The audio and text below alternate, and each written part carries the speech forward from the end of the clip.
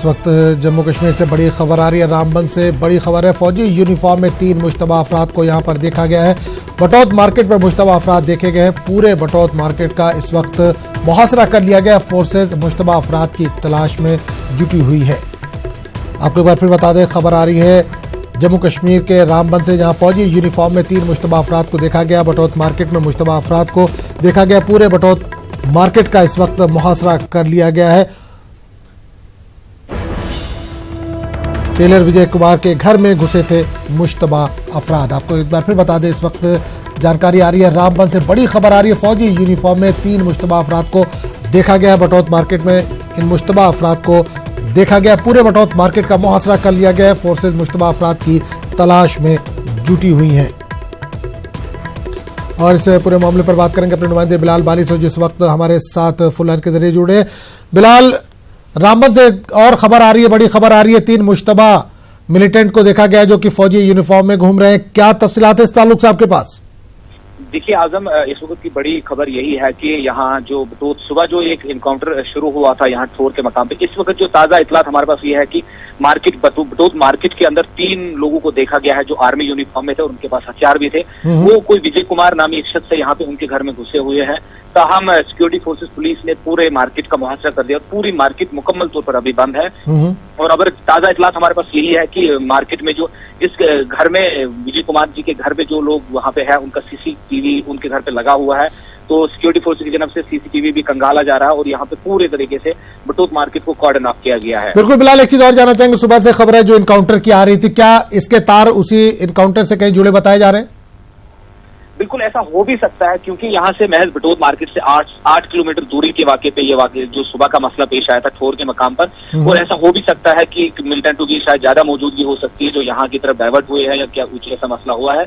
लेकिन security force के लिए इस वक्त जो सबसे बड़ा मसला यह है कि ये किसी के घर में घुसे हुए हैं और शायद घर में कुछ लोगों के होने का इम्कान भी जताया जा रहा है। और अभी सिक्योरिटी फोर्सेज हर तरफ से कोशिश कर रही है कि वहाँ पे वैकेट किया जाए लोगों को जो लोकल्स है वहाँ पे, और उसके बाद अगर कुछ नेक्स्ट मरहला होगा वो नेक्स्ट मरहला उसके बाद देखा जाएगा।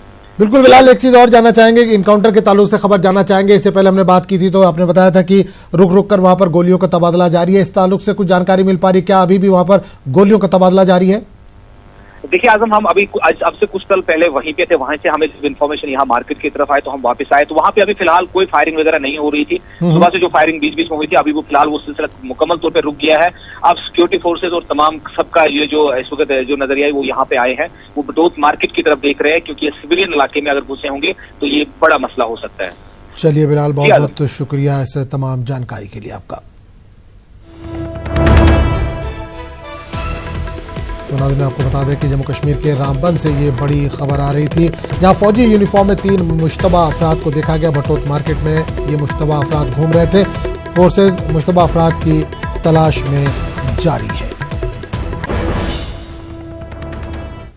और इस वक्त एक और बड़ी खबर आ रही है दफा 370 के ताल्लुक से। दफा 370 मामले में 1 अक्टूबर को सुप्रीम कोर्ट में समाअत होगी। सुप्रीम कोर्ट की 5 रुकनी बेंच इसकी समाअत करेगी।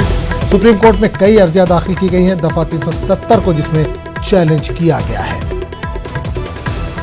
तो आपको एक बार फिर बता दें, खबर 370 के ताल्लुक से आ रही है। दफा 370 मामले में 1 अक्टूबर को सुप्रीम कोर्ट में समाअत होगी। सुप्रीम कोर्ट की 5 रुकनी बेंच इस पर समाअत करेगी। सुप्रीम कोर्ट में कई अर्जियां इस ताल्लुक से दाखिल की गई दफा 370 को, जिसमें चैलेंज किया गया है।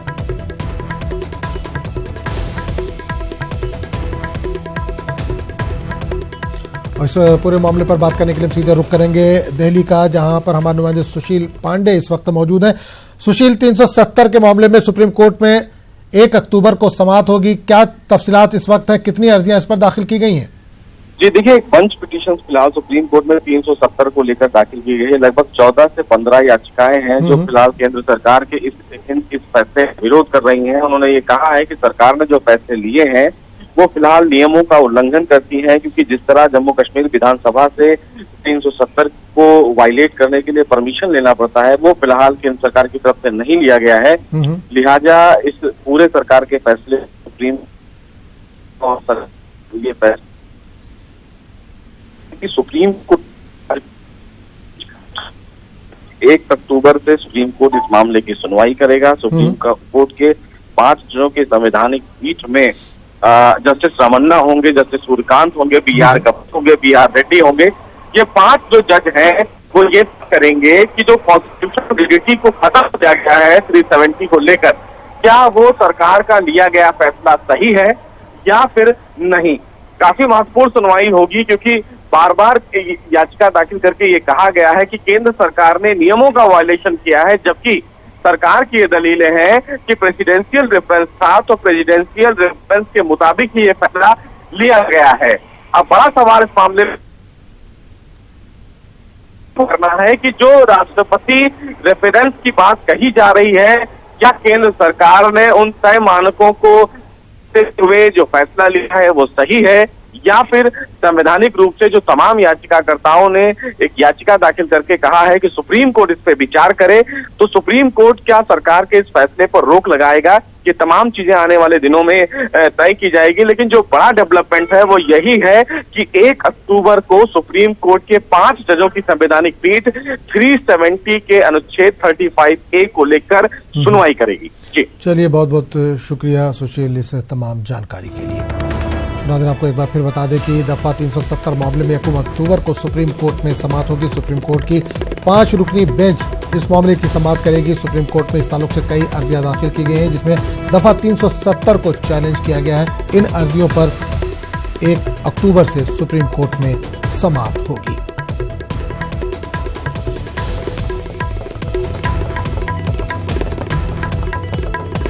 नाज़रीन, एक बार फिर बता दें, इस वक्त जम्मू कश्मीर में दफ़ा 370 मामले में एक बड़ी खबर आ रही है। दफ़ा 370 मामले में 1 अक्टूबर को सुप्रीम कोर्ट में समाअत होगी। सुप्रीम कोर्ट की 5 रुकनी बेंच इसकी समाअत करेगी। सुप्रीम कोर्ट में कई अर्जियां दाखिल की गई हैं दफ़ा 370 को, जिसमें चैलेंज किया गया है। और इस वक्त एक और बड़ी खबर आ रही है जम्मू कश्मीर के गांदरबल से, जहां 2 मिलिटेंटों के मारे जाने की खबर है। आपको बता दें कि गांदरबल जिले में 2 मिलिटेंटों के मारे जाने की खबर है। इस वक्त बड़ी खबर आ रही है जम्मू कश्मीर से, जहां गांदरबल में 2 मिलिटेंट मारे गए हैं।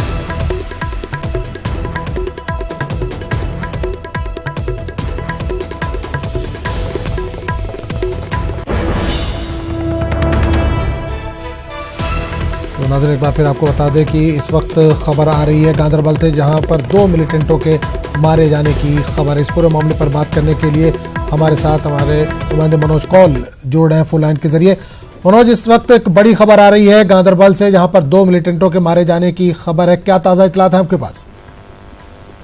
देखिए आजम, ये जो एनकाउंटर है जो हमें पुलिस से पता चला है, पुलिस का ये कहना है कि आज एनकाउंटर हुआ है गांदरबल जिले में। हुआ ये गंगबल का इलाका है जो काफी दूर पहाड़ी में है, और वहाँ जो गंगबल से कुछ 4 से 5 किलोमीटर दूर एक जगह है, वहाँ पर कुछ मिलिटेंटों के वहाँ जो मौजूदगी की खबर थी, जिसके बाद वहाँ ये एनकाउंटर हुआ है।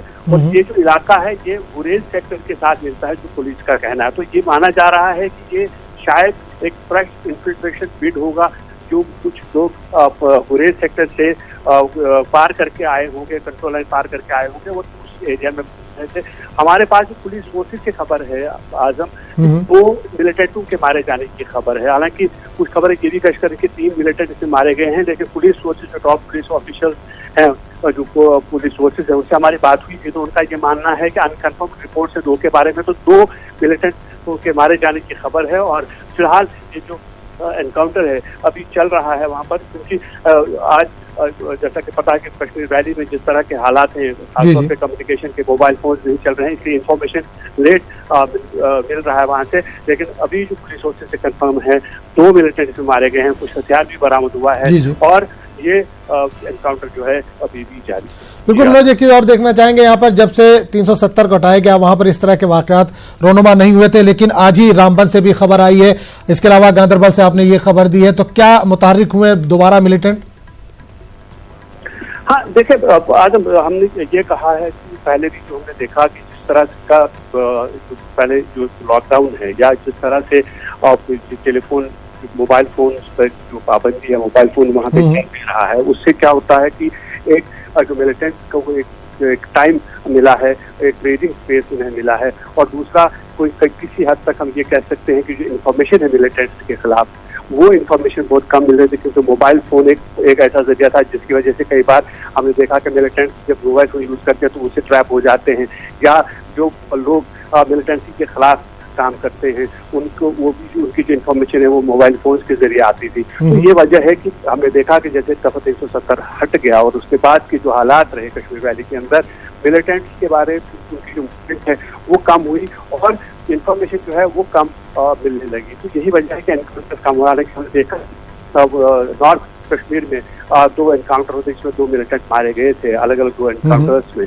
और आज जिस तरह से हमने देखा कि ये वाला जो एनकाउंटर है, जैसे मैंने कहा कि जो पुलिस सोर्सेस हमें बता रहे हैं कि ये एक इन्फिल्ट्रेशन फील्ड हो सकता है, गुरेज सेक्टर से ये इलाका मिलता है, तो इसलिए ये कहा जा सकता है कि गुरेज सेक्टर से कुछ इन्फिल्ट्रेशन फील्ड हुई होगी। और ये जो नारायण जो गांधरबल का जो गंगबल एरिया है, जैसे मैंने कहा कि वो पहाड़ी इलाका है, वहाँ पर इनको स्पॉट किया गया है और 2 फिलहाल मारे गए हैं। और ये भी खबरें गश्त करें कि 3, लेकिन अभी जो हमारे सोर्सेज हैं उनका ये कहना है कि 2 मारे गए हैं। तो हम ये कह सकते हैं कि जो वादी के अंदर मिलिटेंट्स है, जो आपने सवाल पूछा था आज, वादी के अंदर जो मिलिटेंट्स है वो इतने सरगर्म नहीं है, क्योंकि आज जिस तरह से आज हमने देखा कि ये वाला जो एनकाउंटर है, अगर पुलिस सोर्सेज मारे तो ये एक फ्रेश इंफिल्ट्रेशन फील्ड हो सकता है, जो 2-1 रोज पहले वहाँ उस एरिया से उन्होंने इन्फिल्ट्रेट किया है। और आज उनसे जो मुठभेड़ है वो सिक्योरिटी फोर्सेस के साथ हुई है, जिसमें 2 अभी तक मारे गए हैं। चलिए, बहुत बहुत शुक्रिया मनोज इस तमाम जानकारी के लिए।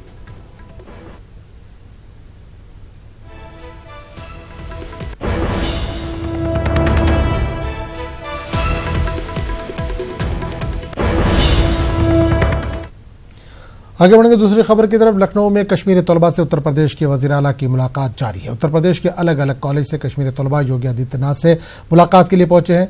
कश्मीर से दफा 370 हटाए जाने के बाद योगी आदित्यनाथ ने तलबा से इनका रद्द अमल जाना।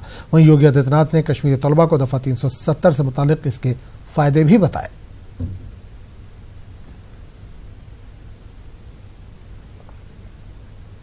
सबसे पहली बात तो आप लोगों को अपने मन की किसी भी प्रकार की शंका को दूर कर देना चाहिए। मेरे साथ जो भी आपके संवाद बनेंगे वो पूरी तरह गोपनीय होंगे, मेरे साथ ही सीमित रहेंगे। दूसरा, आपकी कोई लोकल इश्यूज होंगे उसका भी हम समाधान निकालेंगे, हमारा प्रशासन निकालेगा। मैं स्वयं उसमें इंटरवेन करके और समस्या वहीं लोकल स्तर पर समाधान हो सके, इस दिशा में हम लोग एक बेहतर प्रयास करेंगे। इसके अलावा और भी जो इश्यूज होंगे उसके बारे में भी हम लोग बातचीत करके एक बेहतर माहौल बनाकर इस प्रकार के इंटरेक्शन को बढ़ावा देने की दिशा में हमारा प्रयास होना चाहिए। आज आप उत्तर प्रदेश में अध्ययन करने के लिए आए हैं, कल हो सकता है उत्तर प्रदेश में किसी प्रशासनिक दायित्व के लिए आपको आना पड़े, उस समय की आपकी भूमिका भी तय होनी चाहिए। आप जब यहाँ पर कार्य करें तो उस दौरान उत्तर प्रदेश के बारे में आपकी सोच क्या हो, और तब वही दायित्व हमारा शासन आपके ऊपर देता है कि भाई बाहर के जितने भी हमारे छात्र छात्राएं आती हैं, स्टूडेंट्स आते हैं, या जितने भी हमारा बाहर का टूरिस्ट आता है, या बाहर से आने वाला कोई भी ऐसा व्यक्ति जिसको उत्तर प्रदेश में किसी प्रकार की कोई समस्या न हो, इसके बारे में इंटरेक्शन का दायित्व आपको दिया जाए, तब आप अपनी इस भूमिका को कैसे निर्वहन करेंगे, इस बारे में मुझे लगता है कि हम सबको यहाँ क्या कहीं भी आप कार्य करें, ये दायित्व कभी भी आपके ऊपर आ सकता है। उसके लिए ये प्रयास हमारे स्तर पर प्रारंभ होना चाहिए। अक़वाम मुत्तहिदा में पाकिस्तान के वजीर आज़म इमरान खान ने कश्मीर का जिक्र करते हुए जंग की धमकी दी और कहा कि अगर जंग हुई तो एटमी होगी। अक़वाम मुत्तहिदा में इमरान खान के इल्जामात का हिंदुस्तान ने जवाब दिया है। इमरान खान की जौहरी जंग की धमकी पर हिंदुस्तान ने तनकीद की है। वज़ारत ख़ारजा के फर्स्ट सेक्रेटरी विदिशा मैत्रा ने हिंदुस्तान का मौक़िफ़ रखा और कहा कि इमरान खान ने तदब्बुर का मुज़ाहरा नहीं किया। इमरान खान खतरनाक सियासी पॉलिसी अपनाए हुए हैं।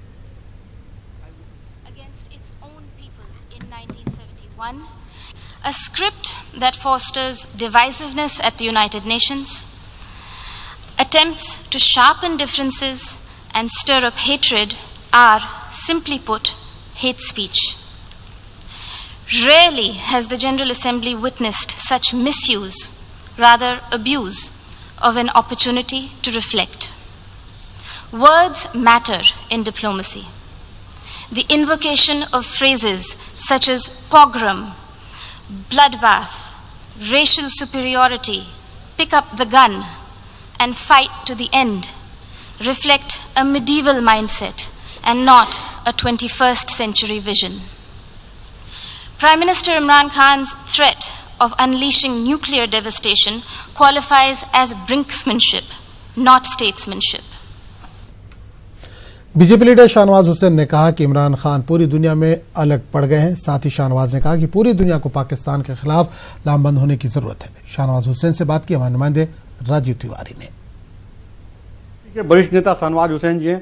सर, देखा जाए तो जिस तरह से संयुक्त राष्ट्र में इमरान खान ने भारत के खिलाफ आग उगला है, जहर उगला है, उसको कैसे आप देखते हैं? क्या उनको इस तरह से बोलना चाहिए? देखिए, इमरान खान फ्रस्ट्रेशन में है। इमरान खान पूरी दुनिया में अलग थलग पड़ गए हैं। नरेंद्र मोदी जी ने पूरी दुनिया में किनारे लगा दिया है पाकिस्तान को, इसलिए फ्रस्ट्रेशन में इस तरह का बयान दे रहे हैं। वो युद्ध की धमकी दे रहे हैं, वो परमाणु युद्ध की बात कर रहे हैं। पूरी दुनिया को पाकिस्तान के खिलाफ लामबंद होने की जरूरत है और हमने साफ कहा है कि हम युद्ध नहीं, हम बुद्ध के वाले देश हैं, लेकिन हम सक्षम हैं किसी की भी धमकी का जवाब देने के लिए। सर, बिल्कुल जिस तरह से उन्होंने न्यूक्लियर वेपन की बात की है और खून खराबे की बात की है, यहाँ तक पुलवामा जो घटना घटी थी उसके बारे में भी उन्होंने चर्चा किया है, तो और जो वहाँ पे समय सीमा तय था कि 15 से 20 मिनट बोलना है, उसको भी उन्होंने तोड़ा, उसका भी उल्लंघन किया, 30 मिनट लगातार बोलते रहे। देखिए, पाकिस्तान के लिए या इमरान खान के लिए कोई नियम, वो अपने देश में नियम नहीं मानते, वो मानवता का नियम नहीं मानते। यूएन बना था दुनिया से आतंक को रोकने के लिए, लेकिन आज यूएन में वो खतरा बनकर खड़े हुए। ऐसा लग रहा था कि इमरान खान नहीं, तालिबान खान न्याजी बोल रहे हैं, तो वो इसी तरह की भाषा बोल रहे हैं। पूरी दुनिया ने उनकी खिजलाहट देखी। सर, इमरान खान जब बोल रहे थे उस समय उन्होंने कांग्रेस पार्टी को कोट किया वहाँ पे कि कांग्रेस पार्टी भी जो है यहाँ पे हिंदूवादी संगठन, खास करके आरएसएस के बारे में उन्होंने कहा कि हिंदूवादी संगठन को आतंकी संगठन के बार बार चर्चा किया है। देखिए, उन्होंने कांग्रेस का जिक्र किया कोट करने में, जो कांग्रेस कहती है। हम लोग कांग्रेस को बराबर समझाते हैं, ऐसा कोई काम न करें, कम से कम अपने देश को बदनाम न करें। कांग्रेस के लोग इसी तरह की बयानबाजी करते रहते हैं, उसका इस्तेमाल पाकिस्तान करता है और कल इमरान खान ने फिर से उसी का इस्तेमाल किया है। सर, देखा जाए तो प्रधानमंत्री जो है विदेश में डंका बजाने के बाद आज स्वदेश लौट रहे हैं। भारतीय जनता पार्टी की तरफ से स्वागत को लेकर जोर शोर से तैयारी है, क्या कुछ खास है सर? देखिए, आज हमारे प्रधानमंत्री जी आ रहे हैं, राजनीति का वर्ल्ड कप जीत के आ रहे हैं, पूरी दुनिया में भारत का परचम लहरा के आ रहा है। आज प्रधानमंत्री जी के स्वागत के लिए पूरी तरह से हम तैयार हैं, क्योंकि प्रधानमंत्री जी ने अपनी कूटनीति से पूरी दुनिया में पाकिस्तान को अलग थलग कर दिया और भारत का परचम लहरा दिया है। सर, आज जिस तरह से भारत की तरफ से जो जवाब दिया गया है इमरान खान को, कहीं न कहीं एक बार फिर अंतर्राष्ट्रीय मंच पे जो है पाकिस्तान बैकफुट पर नजर आएगा। देखिए, जवाब दे दिया गया पाकिस्तान को कि जिनके यहाँ खुद माइनॉरिटीज आज 3% बच गई है, जो 27 से 23% कही जाती थी, जिनके यहाँ धार्मिक आज़ादी नहीं है, जिनके यहाँ हिंदू हो, सिख हो या क्रिश्चियन हो, अन्य माइनॉरिटीज हो, उनकी कोई आज़ादी नहीं है, वो हमें क्या दर्श देगा। बहुत बहुत धन्यवाद सर आपको। कैमरा पर्सन अपू पाठक के साथ राजीव तिवारी, न्यूज 18 दिल्ली।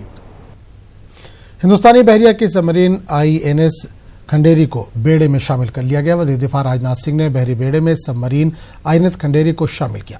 मुंबई में बहरिया की जानिब से तकरीब मुनक़िद की गई, जिसमें वज़ीर दिफा राजनाथ सिंह ने शिरकत की। तकरीब से खिताब करते हुए राजनाथ सिंह ने कहा कि हम पाकिस्तान पर ज़र्ब लगाने की सलाहियत रखते हैं। पाकिस्तान अपनी हरकतों से खुद को मौज़ूए मजाक बना रहा है। दिन ब दिन हिंदुस्तानी बहरिया की ताकत में इजाफा हो रहा है। हिंदुस्तानी बहरिया मुल्क के दुश्मनों के दांत खट्टे करने में मजबूत है। मैं आज यहाँ INS खंडेरी की कमिश्नरिंग सेरेमनी के अवसर पर उपस्थित होकर बेहद खुशी का अनुभव कर रहा हूं और इसका नाम रेडेड स्वॉर्ड टूथ फिश पर रखा गया है, जो समुद्र सतह के करीब तैरते हुए शिकार करने के लिए जानी जाती है। खंडेरी नाम महान मराठा शासक छत्रपति शिवाजी महाराज द्वारा बनाए गए एक आइलैंड फोर्ट का भी नाम है। छत्रपति शिवाजी महान वीरता, साहस एवं दृढ़ संकल्प के धनी थे।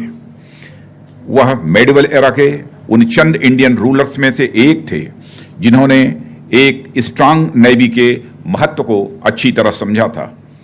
आईएनएस खंडेरी की कमिश्नरिंग समुद्र में उसी वीरता और तेजी को वापस लाएगी, ऐसा मेरा पूरा विश्वास है।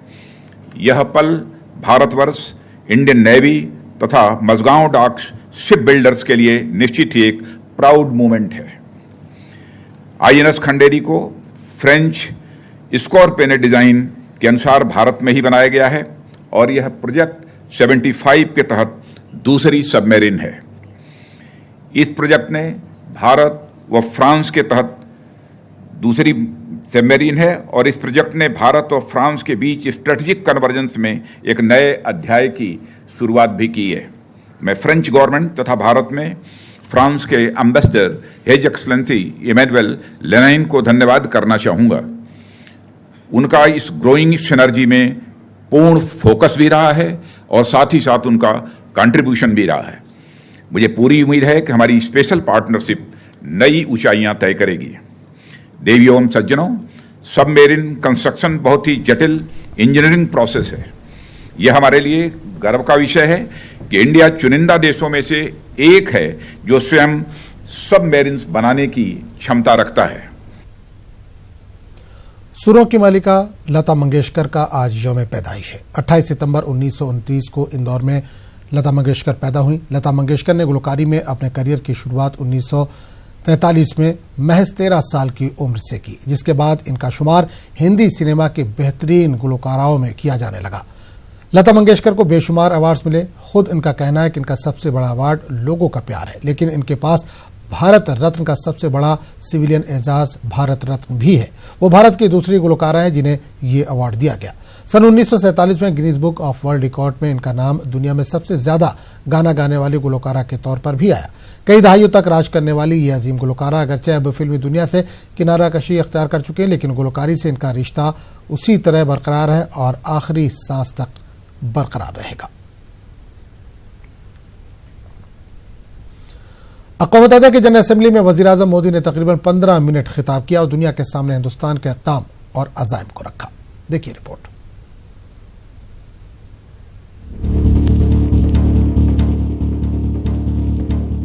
हम उस देश के वासी हैं जिसने दुनिया को युद्ध नहीं, बुद्ध दिए हैं, शांति का संदेश दिया है। दुनिया को याद दिलाते हुए पीएम मोदी ने अक़वाम मुत्तहिदा के जनरल असेंबली में एक तारीखी खिताब किया। पाकिस्तान का नाम लिए बगैर पीएम मोदी ने दहशतगर्दी को दुनिया के लिए सबसे बड़ा खतरा बताया। आतंक के नाम पर बटी हुई दुनिया उन सिद्धांतों को ठेस पहुंचाती है जिनके आधार पर यूएन का जन्म हुआ है, और इसलिए मानवता की खातिर आतंक के खिलाफ पूरे विश्व का एकमत होना, एकजुट होना मैं अनिवार्य समझता हूं। यही नहीं, पीएम मोदी ने दहशतगर्दी पर हिंदुस्तान के आज़ाइम को भी दुनिया के सामने रखा। हमारी आवाज में आतंक के खिलाफ दुनिया को सतर्क करने की गंभीरता भी है और आक्रोश भी। अक़वाम मुत्तहिदा के जनरल असेंबली के 74वें इजलास को खिताब करते हुए पीएम मोदी ने हिंदुस्तान की तहजीब और सकाफत और उसूलों को भी बताया। हम मानते हैं कि ये किसी एक देश की नहीं बल्कि पूरी दुनिया की और मानवता की सबसे बड़ी चुनौतियों में से एक। 15 मिनट के खिताब के दौरान पीएम मोदी ने दुनिया में ग्लोबल वार्मिंग, शमसी तवानाई और प्लास्टिक के इस्तेमाल पर हिंदुस्तान की सोच और उसके इक़दाम को मजबूती से दुनिया के सामने रखा। Bureau report, news 18 Urdu.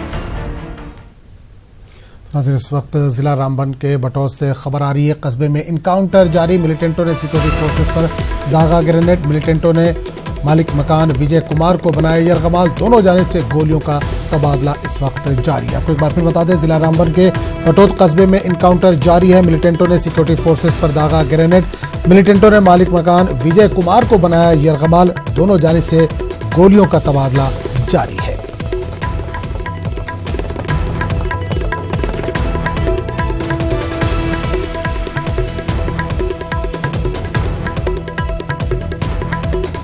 एक बार फिर आपको बता दें कि जिला रामबन के बटोत कस्बे में इनकाउंटर जारी है। मिलिटेंटों ने सिक्योरिटी फोर्सेस पर दागा ग्रेनेड। मिलिटेंटों ने मालिक मकान विजय कुमार को बनाया यरगमाल। जैसा कि हमने आपको बताया था कि कुछ मुश्तबा मिलिटेंट फौजी वर्दी में वहां पर दिखे थे और विजय कुमार के घर में दाखिल हुए थे। मिलिटेंटों ने मालिक मकान विजय कुमार को यरगमाल बना लिया है। दोनों जानिब से इस वक्त गोलियों का तबादला जारी है। जिला रामबन की खबर है, जहां बटोत कस्बे में इस वक्त इनकाउंटर जारी है।